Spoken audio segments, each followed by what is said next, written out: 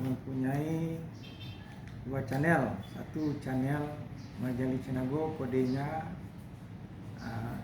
Marjali M. Satu lagi kode Marjali dalam kurung kodenya P. Sekarang saya akan cerita lintasan sejarah Minangkabau. Baiklah, lintasan sejarah Minangkabau. Untuk meneruskan kapan gerang nenek moyang orang Minangkabau itu datang ke Minangkabau, rasanya perlu dibicarakan mengenai peninggalan lama seperti megalit yang terdapat di Kabupaten 50 Kota dan tempat-tempat lain di Minangkabau yang telah berusia ribuan tahun. Maksudnya yang telah berusia ribuan tahun. Di Kabupaten 50 Kota, peninggalan megalit ini terdapat di Nagari Durian Tinggi, Guguk, Tiakar, Suliki, Gunung Emas, Harau, Kapur 9, Pangkalan, Koto Baru, Mahat, Koto Gadang,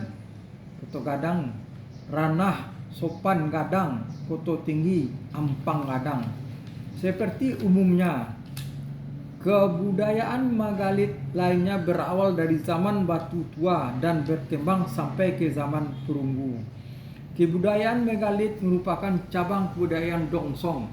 Megalit seperti yang terdapat di sana juga tersebar ke arah timur.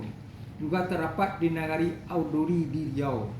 Semenanjung Melayu di Riau, maksudnya megalit itu terdapat di Nagari Audori di Riau, Semenanjung Melayu, Burma, dan Yunan.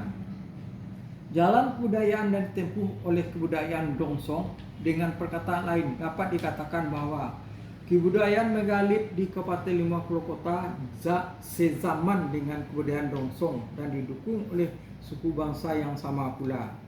Menurut para ahli bahwa pendukung kebudayaan Dongsong adalah bangsa Austronesia yang dahulu bermukim di daerah Yunan, Cina Selatan. Mereka datang ke Nusantara dalam dua gelombang.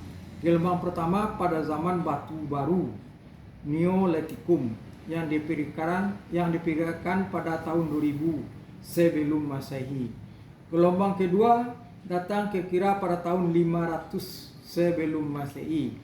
Dan mereka inilah yang diperkirakan menjadi nenek moyang bangsa Indonesia sekarang. Oke, baik.